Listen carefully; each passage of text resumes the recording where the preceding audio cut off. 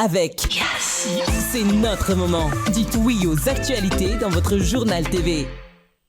Fianambidy telopolo isanjato hatramin'ny fitopolo isanjato ho an'ireo entana fan série manomboka ny iray hatramin'ny telopolo jona. Batimax dia mirary fety sambatra ho antsika rehetra.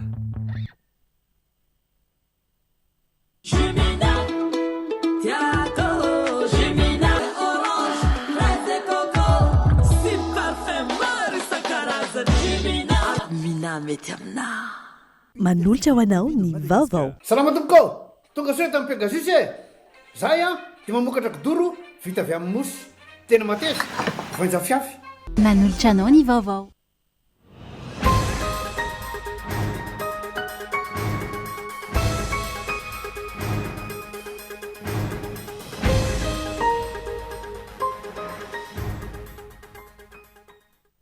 Mila mahatsapa ny fisian'ny mpitondra eo akaiky ny ampitony azy ny vahoaka malagasy malona ny alatr'olona amin'izao fotoana izao.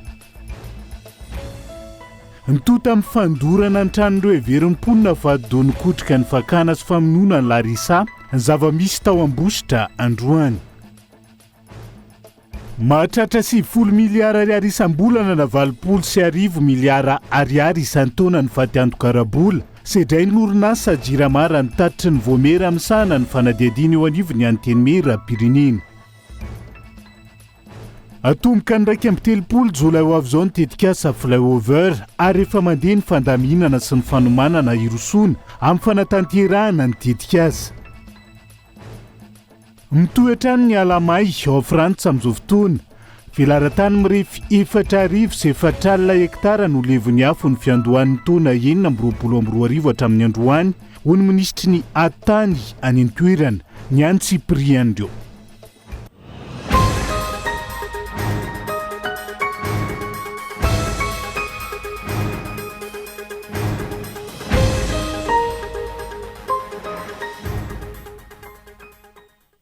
Akasitrana hatrany ianao tsy misaraka amin'ny fahitalavitra kolo amin'izao oro izao tonga soa atao anatin'ny fotoana ny fampilalam-baovao manasa anao avy hatrany hanaraka ny antsiprian'izay.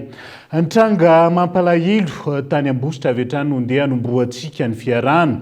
Nitota amin'ny fandorana ny tranon'ireo heverim-ponina vadodony kotrika ny fakana sy ny famonoana ny Larisa. Ny zava-misy tao Ambositra tamin'ity androan'ity ity zazavavy 12 taona ity izay hita omaly tao anaty lavapiringa ny vata mangatsikany rehefa nokarohana nanomboka ny 3 Aprily ka natonga izao atizeram-bahoaka izao vonona saina. Miamafana ny toedrara manoloana ny trangana alatr'olona sy fahafatesan'olona misesy eto amin'ny firenena. Ao Ambositra, ny afara tamin'ny fandorana ny tranon'ny iray amin'ireo nangalatra sy namono ny Larisa, zazavavy 12 taona ny rara noho ny atizeram-bahoaka.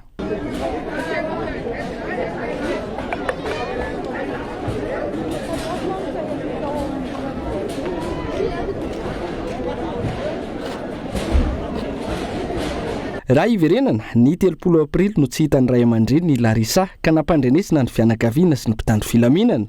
Olona 4 ny voasambotra tao aorian'izay ary nanaovana fanadihadiana fa tamin'ny alin'ny alarobia teo vao hita tao anaty lavapiringa tao Fasimena Ambositra ny vatana mangatsiaka rehefa natorony ireo tompon'antoka.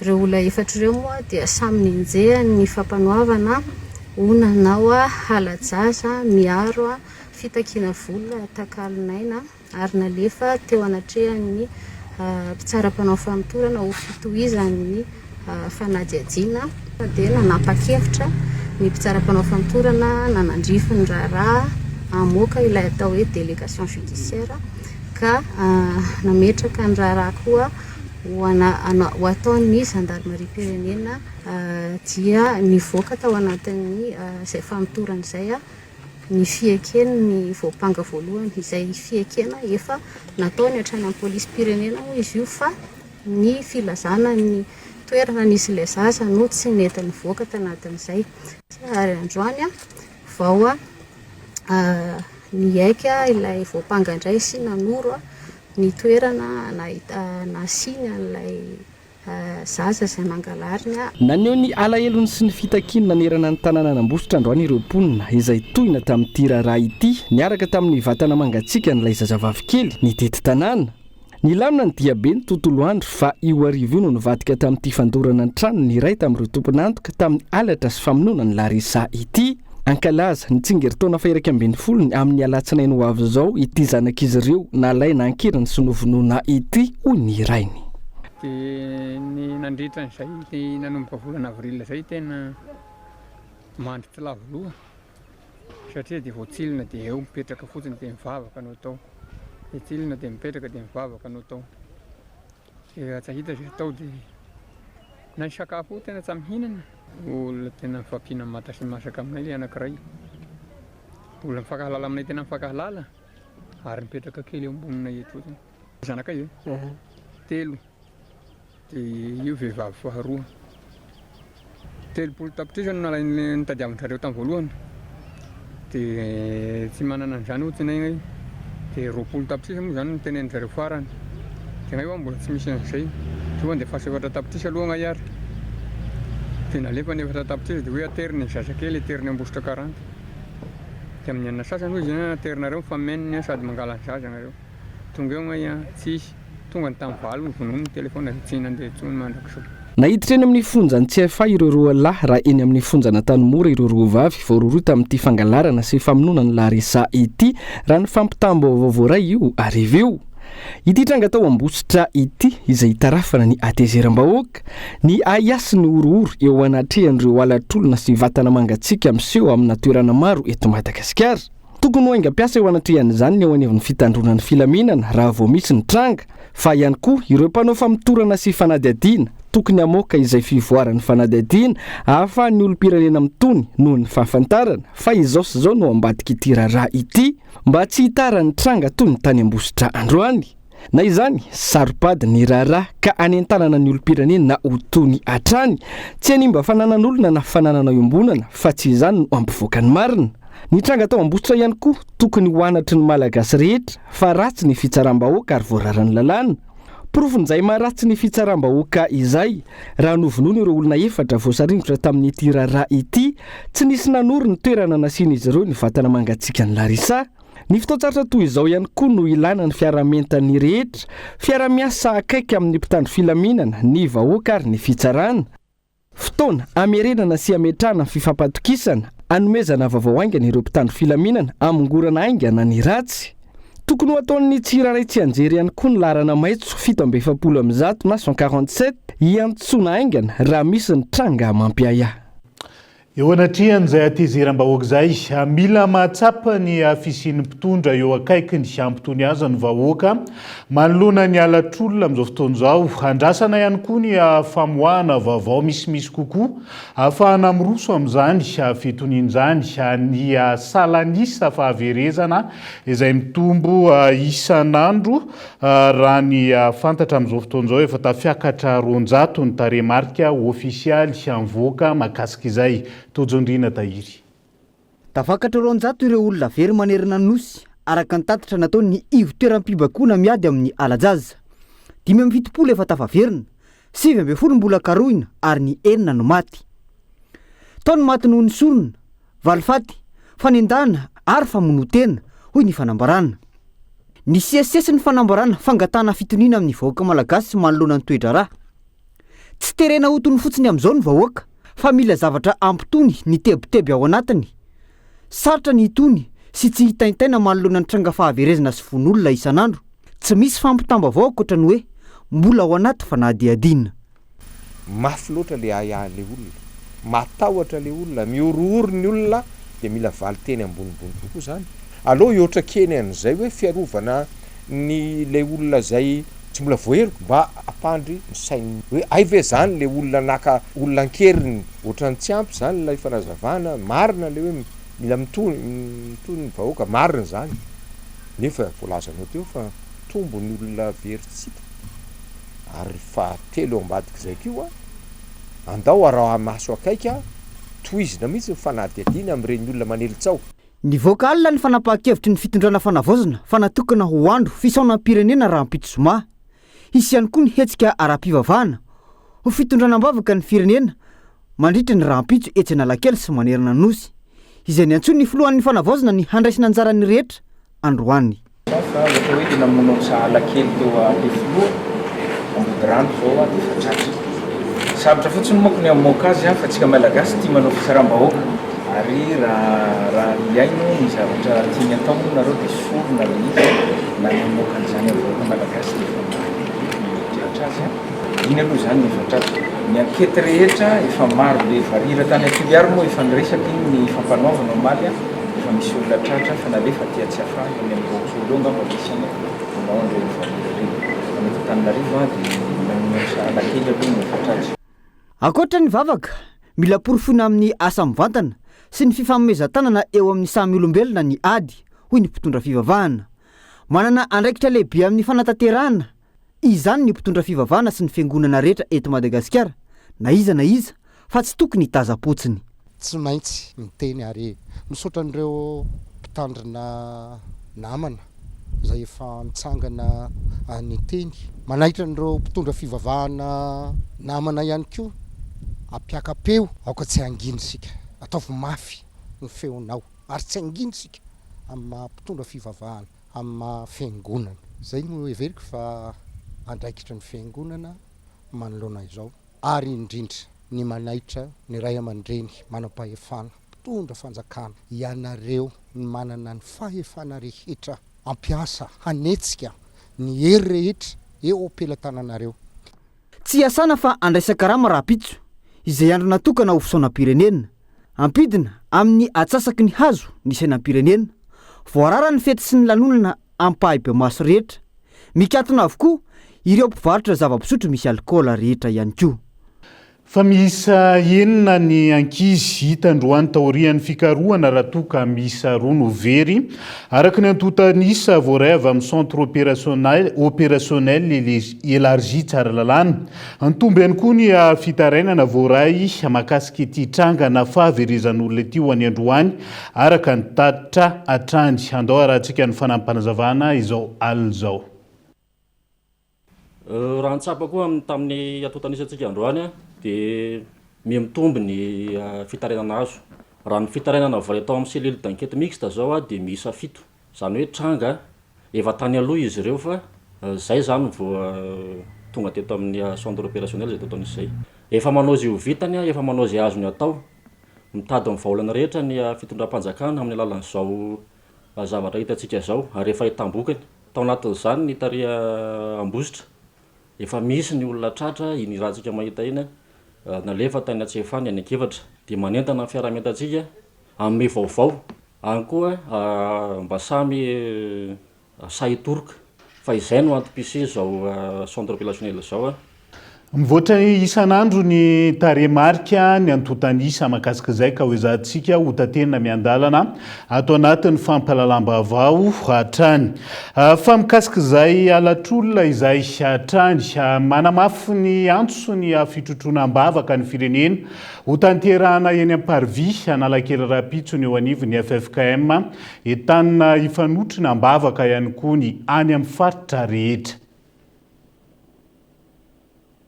Nyantso ny fondona fiangonana kristiana eto Madagasikara ny amin'ny fotoam-bavaka lehibe izay tanterahana Rahampitso eo amin'ny Parvis Analakely manomboka amin'ny 6 ora sasany mitrotroanam-bavaka ny firenena ary indrindra ho fanehoana fimbonam-po ihany koa amin'ireo izay niaran'ny fahoriana sy ny herisetra toy izany ka inona fa tsy hoetra ny atao izany fa mba hanerana nosy mba hatsapa tokoa isika fa itsika iombonana ny fandavana ny herin'ny maizina sy ny fanoherana ny hery manimba rehetra ho an'ny taranaka sy vahoaka amin'ny lafiny rehetra ka dia izay no antso ary antsona tsika vahoaka kristiana rehetra ho iaho teo vavy irodorodo amin'izany eo amin'ny Parvis Analakely Rahampitso amin'ny sivy sasany dia tompany eo mba tsika minakafa ary amin'ny fiakarana amin'ny firenetsika. avelantsika eo izay vaovao mifandraika amin'ny trangana alatr'olona eto amin'ny firenena izay fa natomboka androany ary aritra 5 taona ny fandaran'asa PCP na programme de partenariat pays izay mifantoka amina sehatra stratégique samihafa hanamafisana ny indostria malagasy hitondra fiovana lehibe eo amin'ny firafitra ny toe-karena malagasy izany ho ny filohan'ny fanavaozana ny repoblika tsy hijanona amin'ny fanondrana na akora fototra intsony ny firenena fa ampitombo ny hafanodinana ny vokatra ahafahana mamorona sanda fanampiny mampitombo ny fifaninanana ary amorona asa maro ihany koa tsara soarvelo. Miroso amin'ny dingana vaovao ny politika industrialy eto Madagasikara amin'ny alalan'ny fanombohana ny programme de partenariat pays PCP nafandaram-piara-miasa eo anivon'ny gouvernemanta malagasy sy ny vondry ny firenena mikambana misana ny fampandrosoana ny industria na ny ONUD izay aharitra hatramin'ny taona 2024 tanjona ny ananganana rafitra iarahan'ny sehatra rehetra miasa ho fampandrosoana ny industria hanamafisana ny sehatra tsy miankina ary ampitomboana ny lanjan'ireo arena vokariny eto an-toerana. Manana vokatra mahery ny 26 i Madagasikara izay mizara amina sehatra stratégique 320 manome lanja ny fanondranana ny 700 amin'ireo ka afaka manome arena hatrany amin'ny 2 miliara $. Ny 20 hafa afaka misolo ireo entana hafarana avy any ivelany. Manaprova izany fa manana fafana lehibe isika ampivelarana ny industria sy hanamafy ny fahaleovantena raha toe-karena. Ny fampandrosoana ny industria dia tsy fametrahana usine sy milina fotsiny ihany fa fananganana rafitra matopaika mifototra amin'ny fiarah-miasan'ny sehatra rehetra manomboka amin'ny famoronana famokarana ka hatramin'ny fitrandrahana tsenam-barotra. Amin'ny alalan'ity programma stratégique ity no amafisina ny rojo mpamokarana ho hatsaraina ny fahazoanan-govo ampivelarina ny fotodrafitrasa ilaina amin'ny industria ampiakarana ny fahaiza-manao ny olon-drehetra manampiniavana ary ampitomboina ny fifaninanana eo amin'ireo orinasa malagasy. Ny fombiazan'ity fandaharana asa ity dia ho refesitsika amin'isany usine hatsangana, nisany asa ho foronina, nisany orinasa hivoatra ny fitomboan'ny vokatra voahodina ahondrana ary indrindra amin'ny fanatsarana mivaingana ny fari-piainany vahoaka malagasy.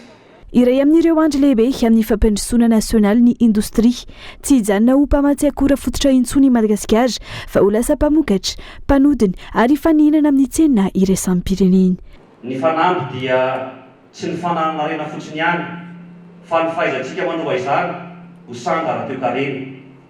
Ny paikady industrialy izay apetraka ary dia mifototra amin'ny zava-misy raha toe-karena, voaporofo, vitantsika fanadihadiana, ara-teknika sy voalalina tsara ahafahantsika mana industria maharitra ary afaka mifaninana ary mitondra ava ny zava-bita Madagasikara ary mampiseho fa Madagasikara dia manana rena azo karina ananantsika kalitao tsara hoentina misehatra na eto toerana na eo amin'ny sehatra iraisam-pirenena.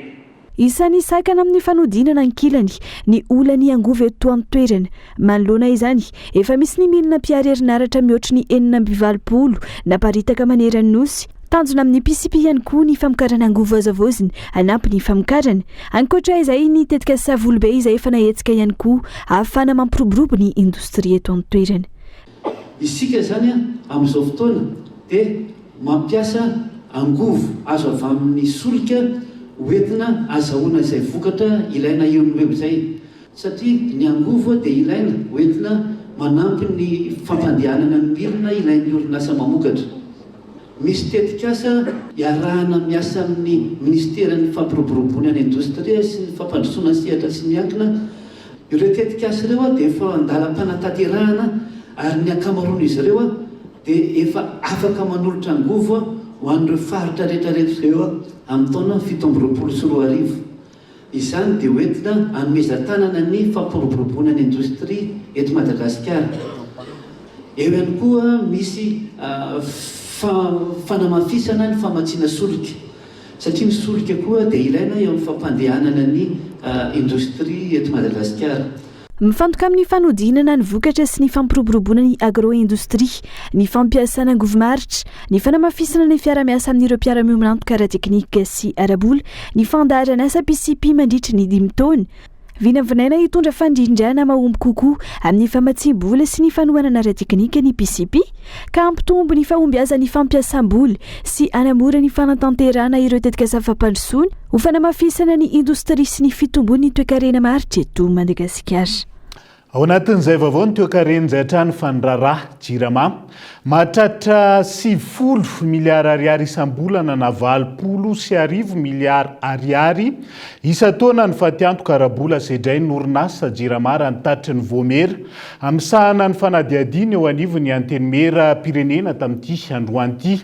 Antony mampitombo ny fahasairana ny orinasa Jirama hatrizay akahana tanterana ny fanadiadiana parlementaire amin'izao fotoana izao ahafahana mijery ny olana sy ny vahaolana anarenana ny orinasa mpanjakana. Daniela Minorso. Tsy ampetrany amin'ny 700 ny herinaratra vokarin'ireo orinasa tsy miankina amin'ny tantana sy tana toeram-pamokarana herinaratra misy 520 amina tanan-dehibe sy toerana stratéjika na zone industrielle eto amintsika. Raha 700 ny herinaratra tokony ilain'ny firenena no ny fanarana ho vokarin'izy ireo raha ny tatry ny voamera amsana ny fanadiadiana eo anivony antenimera pirenena. Antony mahatonga olana eo anivony orinasa Jirama io ankehitriny raha ny tatratrany. Ankoatra izay, tsy ampeny koa ny vola miditra amin'ny Jirama mita amin'ny vola mivoaka na ny vola lany. Raha 70 miliara ariary ny vola miditra ho an'ity orinasa mpanjakana ity isam-bolana, 70 miliara ariary isam-bolana ny vola laniny, ka mahatonga azy isedra fatiantoka hatrany amin'ny 70 miliara ariary isam-bolana. Antony roa lehibe no mahatonga fahabangana io. Voalohany tsy fifandanjany ny varotra sy ny vidiny famokarana, ny alatra sy firaisana tsokombakomba tamin'ny fomba ny tantanana ny Jirama hatramin'izay. Ny tandrontsika zany dia ny hoe ny fomba hampidinana anio 180 miliara d'ariary io hidiny ambany ary hampiakarina anio 90 miliara d'ariary zay vola ampidiriny Jirama io hiakatra. Zay no tokony ho vokatry ny fanadiadiana rehefa misy soronkevitra aroson'ny Assemblée nationale ka hampiarina. Mita amin'ilay vola 70 miliara ariary izay miditra amin'ny Jirama isam-bolana hatrany, mahatratra 1,50 na 5,7 miliara ariary ny vola tsy maintsy omeny Jirama ho an'ireo orinasa tsy miankina isam-bolana. Raha enina amin'ny 70 na 7,74 miliara ariary isam-bolana kosa no vola lan'ny Jirama ho an'ny carburant. Raha tambatra, efa mahatratra 13,3 miliara ariary ny vola lan'ny ity orinasa ity amin'ny fandoavany ny volan'ny orinasa tsy miankina sy ny carburant. Izany hoe, efa mihoatra ny 13,3 miliara ariary isam-bolana ny vola lany raha mitamin'ny vola miditra ao aminy. Tranga izay mila jerena akaiky, noho izany noho intonina hatrany ny faharetany Jirama. Fiomanantsika amin'ny fividianana ny taona 7 raha tsy misy ny fiovana. Ny tanterahana androany teny Alarobiny Sony fifanarahan'ny-piara-miasa teo amin'ny senisy ny Bianco hanamafisana ny ady amin'ny kolikoly amin'ny fikarakarana ny fividianana. Antony tsy maintsy afara amin'ny fanatanterahana fividianana ny fitondrana fanavaozana ka mila mafisana ny ady amin'ny kolikoly sy ny fividianana mangarara sy azo itokisana rehefa tonga izay fotoana anatanterahana ny fividianana eto amin'ny tany sy ny firenena izay. Tsy maintsy farana amin'ny fividianana ny tranga rehetra eto amin'ny firenena amin'izao fampitona ny fanavaozana izao hoy ny seni ka mila fanomanana izany. Atao amin'ny fomba rehetra ny tsisy ny kolikoly isiny ny fividianana mangarara rehefa tonga ny fotoana. Ny fanaosiny mahakasika ny ady amin'ny kolikoly amin'ny fividianana androany ny Bianco sy ny seni. 10 andro mialohan'ny hanombohan'ny fanavaozana ny lisam-pifidianana izay nomboka ny talata ho avy izao. Ity fifanaovan-tsoniana ataonay ity, fiara-miasa nataonay ity dia miainga amina fanabeazana. Fanabeazana ny asa voalohany sy asa goavana ho atao any am-pino ao. Fa ny anankiray ngezabe ihany koa ny fisorohana, fametrahana an'ireo fepetra fisorohana rehetra. Raha ilaina moa mamadika an'izany ho lalàna ho hita eo ihany. Raha ilaina satria tsika zao anatin'ny fanavaozana ho ihany. Dia raha ilaina mamadika zany ho didim-panjakana na didim-pitondrana ho atao anatin'izany. Fa hoe inona daholo ireo irika mety mampisy kolikoly amin'ny fikarakarana sy ny fizotra ny fifidianana zay arahana mijery ao anatin'ity ato. Miaiky ny seni fa nisy ny osoka sy ny kolikoly ara-pifidianana teto amin'ny firenena izay nitarika anakany amin'ny voka-pifidianana tsy marina ka nahatonga ny mpitondra izay lany tsy nahavita asa fampandrosoana sy tsy naharitra ela. ny fiaraha-miasa amin'ny bianko sy ny seni izao dia lalana iray hiadiana amin'ny kolokolo ara-pifidianana tsy iverenany ny hosoka teo aloha intsony. Raha ny zavatra miainana teto Madagasikara dia toa zary mitsinotsinavina ny kolikoly ara-pifidianana, toa zary lasa sanatria kolotsainy ny malagasy satria tsy mbola nahity tsika zany hoe olona migadra satria nanao kolikoly ara-pifidianana. Betsaka ny kolikoly ara-pifidianana azo tsapahitana manomboka amin'ny fanamboarana ny lisy-pifidianana miditra amin'ny fampielezan-kevitsika na any amin'ny filatsahan-kofidiana na indrindra amin'ny andro ny latsabato sy ny fanisambato sy ny sisa dia betsaka ireo osoka ara-pifidianana mitranga, betsaka ireo fividianana ny safidy-bahoaka. Ny fepetra hisorohana ny kolokolo sy ny fanabeazana ny votoatin'ny fifanarahana. Andrafitra komity manokana iombonany ny rotonta hanolotra olona telo avy hikambanao. Raha volam-panjakana madiodio kosa no ampiasaina iarana amin'ny tsindry avy any ivelany. Na eo aza ity fifanarahana ity ho azo atoka amin'ny fikarakarana ny raharam-pifidianana amin'ny fiafaran'ny fitondrana fanavaozana ve ny seni manoloana ny hadisoana vitany teto amin'ny firenena ka nitakin'ny vahoaka ny anovana olona sy ny lalàna ao anatiny ity rafitra ity. Dia izay ihany koa no entsika misento vetivety ao anaty doka fohy amin'ny volavolan-dalàna miaro mipampany ny lakolosy sy ny lalàna miaro ny zon'olombelona izay anaovany fiarahamonim-pirenena antso amin'ny fandaniana azy amin'izao fotoana izao. Ihany koa ny fantofana tany tsy ara-dalàna sarona teny ambotro manjaka teny ao anatin'ny tapany faharoa ny fampahalalam-baovao no anarahantsika ny antsiprian'izay. Aza misaraka amin'ny ary.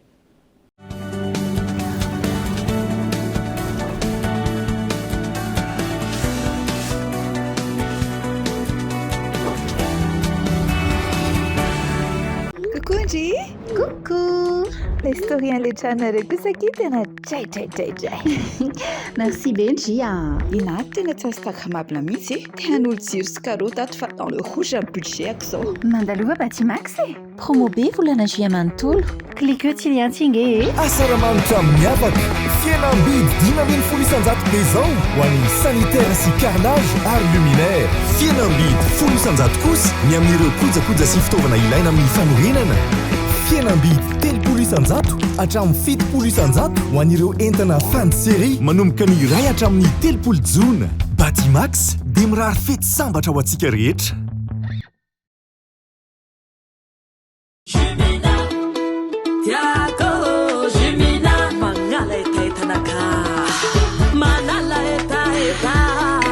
Itanao mpivatraretraretra meilleure qualité mitondra vitamine C. Jumina ny goût-tegna naturel tsy pirate fa tegna réel. Parfait orange, fraise et coco sy parfum maro isan-karazany. Jumina avy agny Europe amle tegna top. Mina mety aminà. Salama tompoko, tonga soa tamin'ny Pegasus e. Zay dia mamokatra kidoro vita avy amin'ny mosy tena mateza voenja fiafy manitsy azon-damosina ary manampy amin'ny fitsaboana azy fonina azo safidianana tsy tiany bibikely io tsy mandray lelanafo azo andalorana azo atao coussin anakanapé mety boela gilet de sauvetage ary mbola misy tapis masolotsi amin'ny loko isan-karazany tsy mifidy toerana n'aiza n'aiza matatsy soka mora diovina sady tsy matahotra rano nefa malefaka. Pegasus koa dia mbola manana canapé sady fandriana ary isolant thermique ilay mampangatsiatsika ny atotrano amin'ny andro mafana sy miazona ny hafanana amin'ny andro mangatsiaka dia tonga varaliana fa misy refzetiny.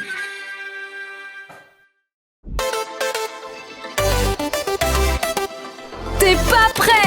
Avec First Prestige de Yas, profite d'une giga promo. T'as 400 SMS, 30 000 arrières d'appel, 10 minutes vers l'international. Et maintenant, 15 gigas de net. Oui, 15 gigas au lieu de 1 giga. Et c'est toujours à 30 000 arrières. Appelle vite le dièse 322 étoile 93 dièse ou va sur ta super app Yas et moi. C'est jusqu'au 31 juillet seulement.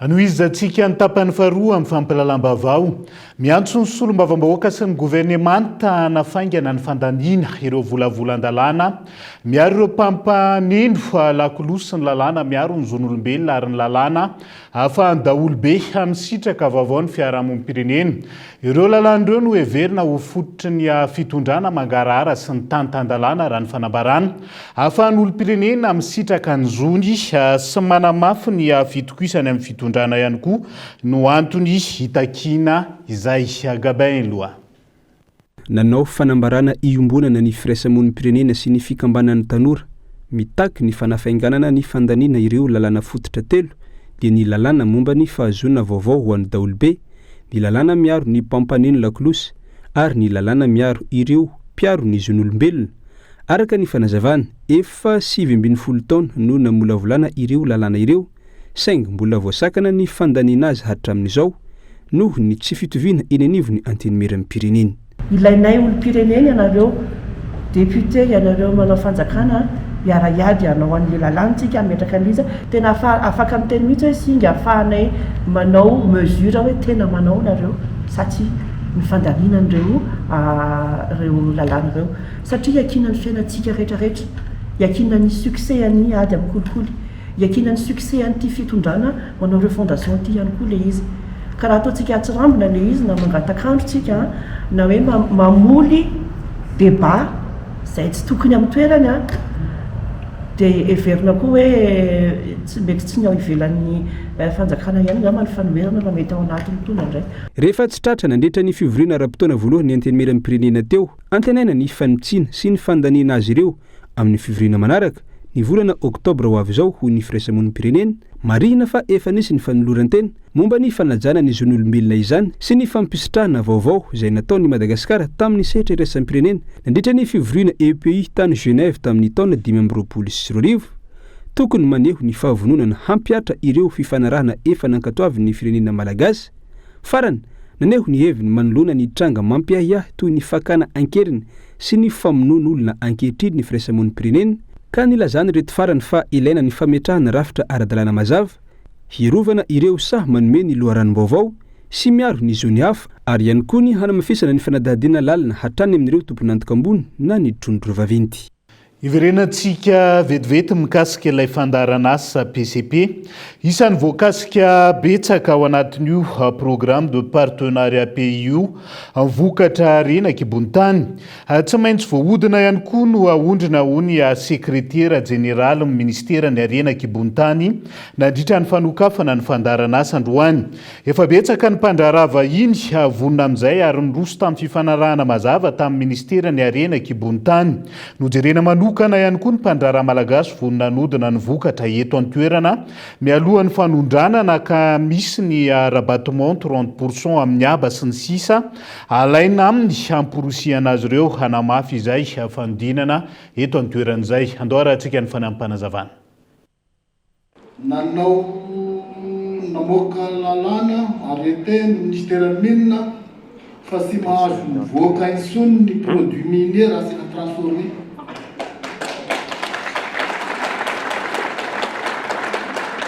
na ny volamena raha sy azo ahodina sy azo ahondrana raha sy rafine dika an'izay zany dia manosika ny ministère ny arenaka ibontany hananganana industrie eto Madagasikara hamidinana ny vato alohan'ny andranana azy Madagasikara dia manana ny atao hoe substance stratégique nakana fepetra manokana ireo substance stratégique ireo ary izay te hiseh atao anatiny ny opérateur dia tsy maintsy manodina ary ny fanodinana azy dia misy apahany mijanona ho an'ny firenena vita lalàna zay navoakan'ny ministère ny arenaka ibontany atomboka ny raika amin'ny telopolo jolay ho avy izao nitetikasa flyover efa mandeha ny fandaminana sy ny fanomanana irosona amin'ny fanatanterahana nitetikasa amin'izao fotoana izao ary tsy mbola isy aloha ny fandravana trano amin'ity dingana voalohany ity raha ny fanazavana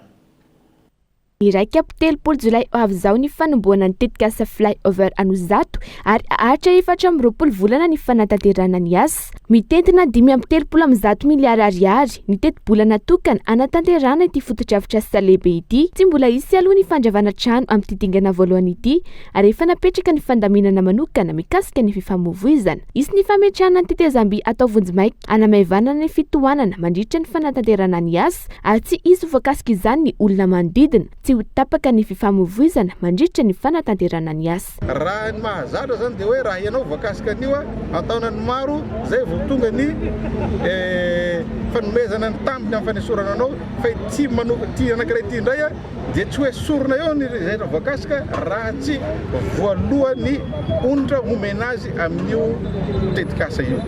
Ary io onitra io tsara ny mampahinantsika fa efa milamina dia milamina ary efa andalam-pamarana ny tokony handoavana n'ireo onitra ireo ny ministera, ny vola sy ny asa vaventy ary ny fandarinana ny tany. Tafiditra ao anaty tetikasa ihany koa ny fandravana ny tetezana Anozato sy ny fanoloana azy ho tetezana rova avao no izy tsy mahazaka ny fifamoivoizana izay andalo eo amin'ny tetikasa flyover. Tanjona amin'izany anovana ny lalana ho kadvoa, ampihena ny fitohanana sy anatsarana ny fivezivezena. Ny projet flyover dia ho atao oetsy amin'ny rond-point Anozato ifiaonany RN58 sy ny RN1. Ny RN1 zany avy any Anosy iny mankatỳ Anozato mankany Ampitatafika. Ny RN58 avy any amin'ny fasankarana iny mandalo eto amin'ny rond-point dia miona ny RN1 sy RN58 dia io le miteraka fitohanana eto Anozato. Dia ny projet flyover zany ho alefa ao ambony ny RN58 dia ao ambany ny RN1 dia mampifandray ny RN1 sy ny RN58 zany misy rampy anankiefatra izay hitantsika eo amin'io sary io dia akoatr'izay mbola misy bretelle anankiefatra koa zany any amin'ny sisiny projet zany izay anatsarana ny fifamoivoizana daholo moa ny anton'izany. Tsy misy miala amin'ny toerana misy azy ireo tokantrano 200 voakasika raha tsy azo ny fanorenana. Mangataka ny fanatanterana atsakany sy andavany ny fampanantenana nomena ireo mponina voakasika izay nanamafy fa tsy misakana ny tetikasa. Mitarika problème ho anay mpivarotra misy satria ngay zany mba te hangataka misy hoe eto ny toerana misy anareo zay ngay fomba afahana teto.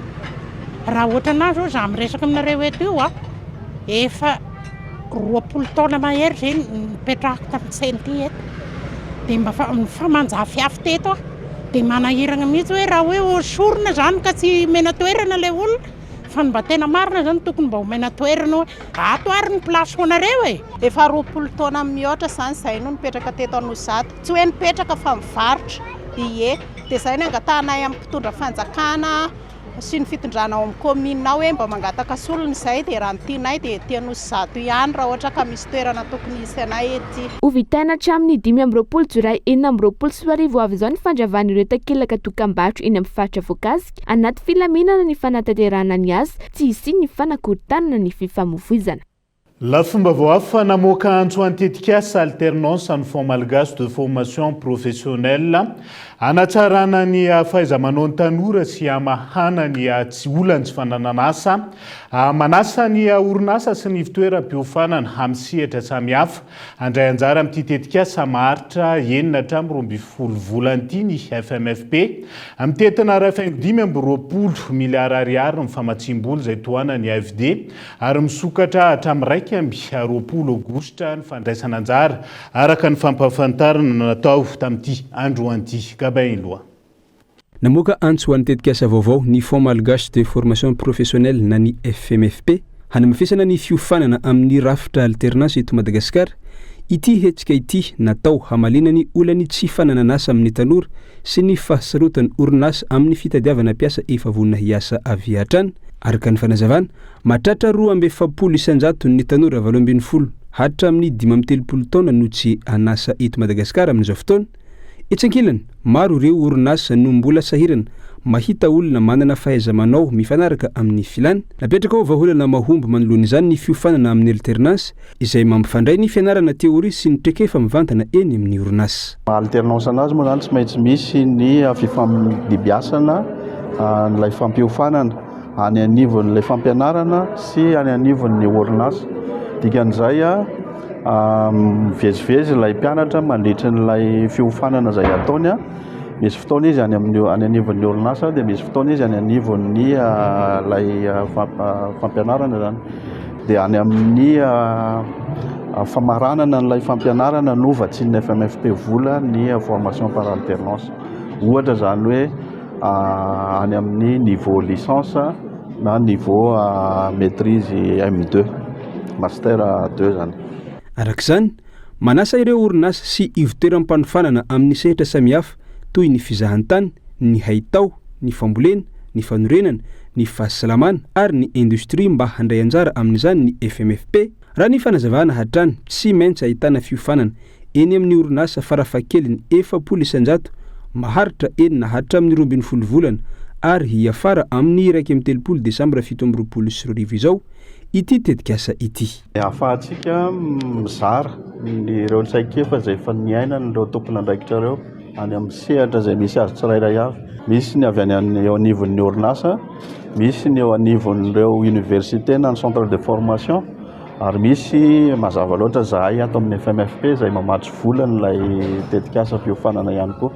Ny tena tandrona zany dia fanaparirahana ny ireo tombotso azo anatin'ilay alternance ary indrindra famporisihana ny université sy ny centre de formation hanao sy hiditra ao anatin'ny formation alternance ary ny entreprise ihany koa amporisihana an'zareo hoe afaka manao an'izany ho an'ny mpiasa ao anatiny izy na ny mpiasa mbola tsy ao anatiny. Mitentina ray faingo 520 miliara ariary ny famatsimbola natokany FMFP ho amin'ity fandaranasany ity izay tohanany Agence Française de Développement na ny AFD ny hanatsarana ny fahaiza-manao ny tanora, hanamorana ny fidirany any amin'ny asa ary ny hanamafy ny fifaninanana ara-toekarena eto amin'ny firenena no tanjona kendrena amin'izany raha ny fanazavan'ireo mpikarakara. Misokatra ny fandraisana antanana ho an'izay vonona sy lina amin'ny tetikasa hatramin'ny 20 Aogositra 2020 avy izao. Amin'ny alalan'ity hetsika ity manamafy ny andraiky ny amin'ny maha-piarahamonina stratégique azy amin'ny fampandrosoana ny renivola maha olona ny FMFP raha ny fanazavana hatrany. Mitony opération ataon'ny sampandrarany fanajariana ny tany sy ny raratany adina amin'ny fanotofana tany tsy ara-dalàna eto an-drenivohitra sy manodidina amin'izao fotoana izao androany tonga teny Ambohitrimanjaka ny tompon'andraikitra teo anivon'ny komity mpanaramaso momba izay nandray fepetra tamin'ny tranga iray teny an-toerana nogiazana ny fiara ary andalo fanadiadiana ny tompon'ny tany sy ny tompony fiara nanaovan'izay fanotofana. Fiara be misa 3 tratra teo ampanaovana asa fanotofana tany tsy ara-dalàna teny amin'ny komina Ambohitrimanjaka no nogiazana sy handraisana fepetra miaraka amin'ny tompony taoriny fidinany iraka avy amin'ny ministera ny fanajariana ny tany sy ny rarahantany teny Antoirana. Androany zay raha nandeha ny maraina nanoho ny dianay dia natsatsa ireto camion mpanototra tany ety Anosimasina Manjaka ety izany hoe camion anankitelo izy ireo aorianantsika eo ny anankiray rehefa natao ny fanadihadiana momba ny tany sy ny camion izay mpanototra tany teto dia camion miasa manototra tany izy ireo ana projet na resaka tombotsondro nefa kosa tsy misy taratasy fafana manototra tany azahoan zareo avy any amin'ny tompon'andraikitra dia izay mihitsy no antony natonga nanadiady sy nanontany tompony camion. Ny camion koa marihana dia tsy nahazo fahazahon-dalana fa afaka manototra ny tany. Nanamafy ihany koa ny teo anivon'ny komina Ambohitrimanjaka fa tsy mbola nisy fahazon-dalana hanototra tany no soniavin'izy ireo. Momba ity tranga ity efa nisy ny taratasy nandalo teny anivon'ny fokotany sy ny komina nampahafantatra ny fisian'ny tetikasa fanamboarana dobo ho fiompina trondro fa tsy voakasika izany ny fanomezan-dalana hanototra tany noho ity toerana ity izay tsy azo anorenana ka mbola voarara anaovana izany fanotofana izany hatratra amin'ny androany. Mampiatra ny fivoriam-ben'ny APM9 na ny AFR 100 i Madagasikara amin'ity taona ity ho fanamafisana ny fiarovana ny ala sy ny tany simba aty Afrika. Fihaonana lehibe izay mampivondrona firenena afrikanina miisa 430 sy ireo mpiara-miombonantoka iraisam-pirenena izay tany Terana Ouzbe nanomboka ny 20 ny volana Jolay ka hifarana raha mpitso tsy aro rasoa arvelso Fabrice Razanadrabe no mitatitra ny antsipirian'izay. tany Simba mirefy 4 tapitrisa hektara eto Madagasikara no kendrena arenina mialohany taona 2024 ho ny ministry ny tontolo iainana. Vaolana lehibe eo amin'izany fa ihany koa hiatrehana ny fiovan'ny toetrandro sy hiarovana ny arena voajanahary ny fandraisan'ny Madagasikara ny fivoriana fasivy amin'ny AFR100 na ny African Forest Landscape Restoration Initiative izay tanterahana any Nosy Be amin'izao fotoana. Manamafy ny anjara toeran'ny Madagasikara eo amin'ny setra afrikanina amin'ny fampiroboroboana ny famerenana amin'loany ny tontolo voajanahary sy fitantanana maritra ny arena voajanahary ny fampiatranona izao fivoriam-be izao. Tombony lehibe eo antsika ny fampiatranona an'izany satria Madagasikara dia isan'ny firenena atao hoe manan-danja eto amin'izao tontolo izao raha ny fananana arena voajanahary no asiteny. Ny APM9 sy ny AFR100 dia atao hoe défi na fanampy eto anivon'ny Afrika ny anatratrarana ny 100 millions d'hectares na restauration na terre sy ny forêt. Manana anjara lehibe eo anatin'izay Madagasikara satria 4 millions d'hectares no anjarany. Efa manomboka ny asa ary efa eo anatin'ny tena mizotra araka ny tokony izy. Raha tsy laza fotsiny isika ireo fanarenana ny alahonko, ny fanarenana ireo ataoko hoe terrain dégradé hitantsika zany amin'ny RN 4 iny samy manana ny andraikiny sy anjara moa ny firenena tsirairay fa isan'ny tsara place, tsara toerana Madagasikara amin'ny fanatanterahana izay tanjona izay. Miatrika fanampy samihafa toy ireo firenena afrikanina hafa i Madagasikara raha tsy laza fa tsy ny fahasimbany tany, ny fiovan'ny toetrandro ary ny fahaverezany arena voajanahary. Vaolana iray anamafisana ny faharetan'ny arena, iantohana ny fanjarin-tsakafo ary anatsarana ny farim-piainan'ny mponina ny fanarenana ny tontolo iainana hoetrany ny fanazavana. Ifantoka amin'ny fanavozana ara-teknika, ny famatsim-bola ho an'ny fanarenana, ny fifambizarana traikefa ary ny fanaraha-maso ny fanatanterahana ireo fanamby samihafa araka izany ny ady hevitra mandritra ity fivoriam-be ity anafainganana ny asa ao amin'ny fampandrosoana lovan-jafy sy ny faharetan'ny Afrika manoloana ny fiovan'ny toetrandro. Navita ny andrana voalohany momba ny teknôlôjia mivoatra kokoa 5.5G ny hiasy Madagasikara amin'izao fotoana izao. Dingana lehibe izay mampiditra Madagasikara ho isan'ireo firenena fa efatra manandratra izay 5.5G izay. Tsy andrana fotsiny fa viana ho an'ny ho avy zany ahoana minisitra ny fampiroboroboana ny ahitao arakajy mirindra. Fanafainganana ny fanovana nomerika, fanokafana fahafahana vaovao an'olom-pirenena. Norinasa ary ny toe-karena ihany koa. Maneho ihany koa ireo taona maro nanaovana fampiasam-bola tamin'ny fodrafitrasa fifandraisan-davitra teto Madagasikara, atonga ny tambazotra ho mahomby kokoa, ho mora hidirana kokoa ary ho vonona hiatrika ny ho avy andao raha antsika ny fanampanazavana. Voalohany indrindra aloha zany dia manamarika fa efa mizotra tsara ny fifaninanana eto Madagasikara, malalaka ny fifaninanana ary mahazo toky ireo mpandraharaha fa voaro ny investissement izay ataony ka ahafahan'izy ireo mitombo sy mivelatra kokoa. Ny avantage na ny zava-tsoa izay hoentiny zany amin'ny Madagasikara, ny teknôlôjia 5.5 dia afaka mampiakatra ambony dia ambony ny resaka vitesse. Dikan'izay maro ny appareil afaka misoconnecté zany, afaka andraisana ny intelligence artificielle ihany koa.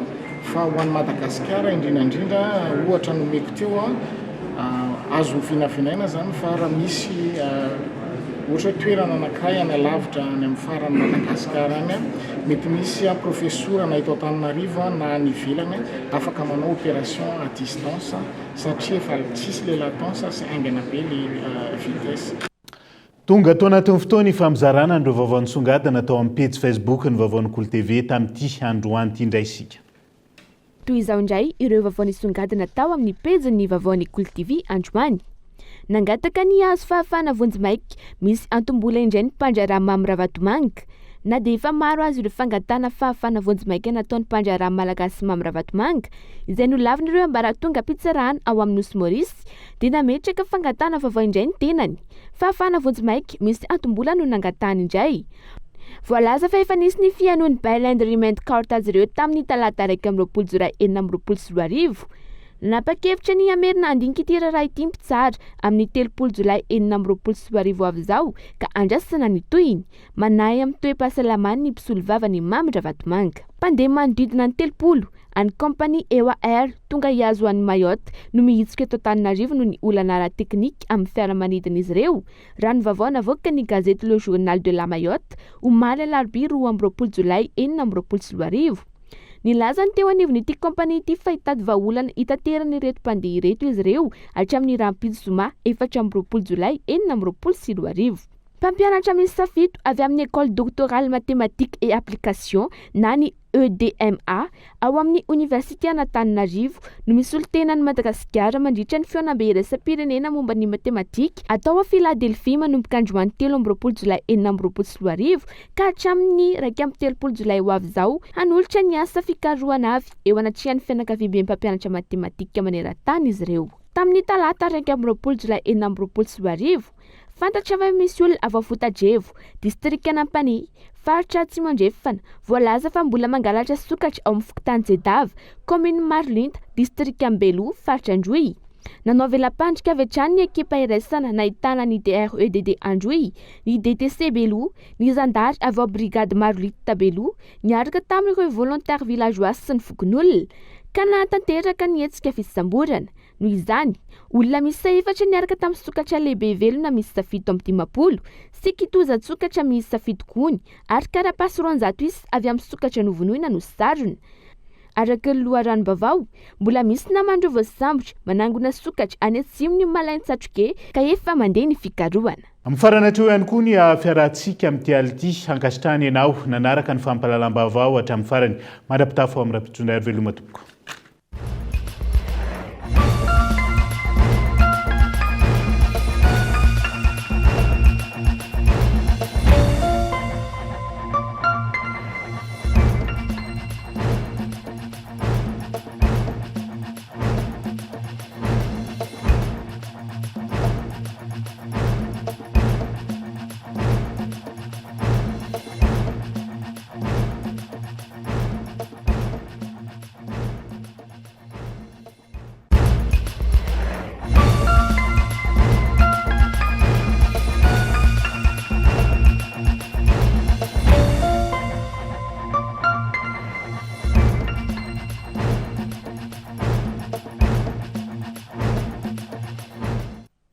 Salama tompoko, tonga soa tamin'ny Pegasus e. Zay dia mamokatra kidoro vita avy amin'ny mosy. Tena mateza, voanja fiafy. Za présenté ny vava. Fihenam-bidy 3 isan-jato hatramin'ny 7 isan-jato ho an'ireo entana fin de série manomboka ny iray hatramin'ny 3 Jona. Batimax dia mirary fety sambatra ho antsika rehetra.